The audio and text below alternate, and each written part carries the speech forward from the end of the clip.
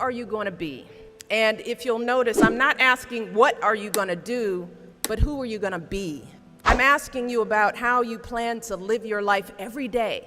How are you going to respond when you don't get that job you had your heart set on? For all of you who are going to be teachers, what are you going to do if the students in your class next year just don't respond to your lessons? For all of you going into business, how will you react when your boss gives you a goal that feels way too high? See, these are the moments that define us. Not the day you get the promotion, not the day you win Teacher of the Year, but the times that force you to claw and scratch and fight just to get through the day. The moments when you get knocked down and you're wondering whether it's even worth it to get back up. See, those are the times when you've got to ask yourself, who am I going to be? And I want to be clear, this isn't just some vague platitude about building character. In recent years, we've actually been seeing a growing body of research that shows that skills like resilience and conscientiousness can be just as important to your success as your test scores or even your IQ. For instance, West Point cadets who scored high on things like grit and determination were more likely to complete basic training than those who ranked high on things like class rank, SAT scores, and physical fitness.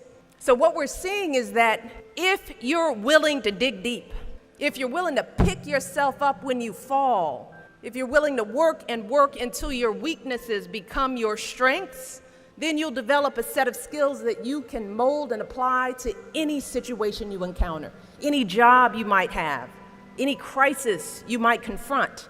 But you got to make that choice. And let me just share just a little secret before I end.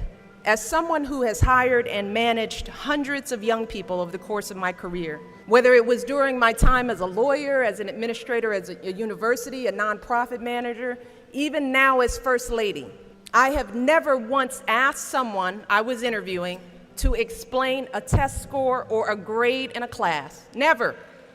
I have never once made a hire just because someone went to an Ivy League school instead of a state school. Never. What I have looked for is what kind of person you are. Are you a hard worker? Are you reliable? Are you open to other viewpoints? Have you stepped outside of your own self-interest to serve others? Have you found a way to serve our country, whether in uniform or in your community?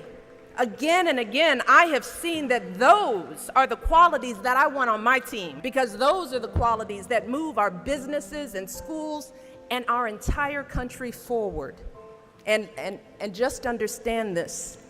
Those are the qualities that you all already embody. They're the values you learned from your parents, from the communities you grew up in. And today, more than ever before, that's what the world needs.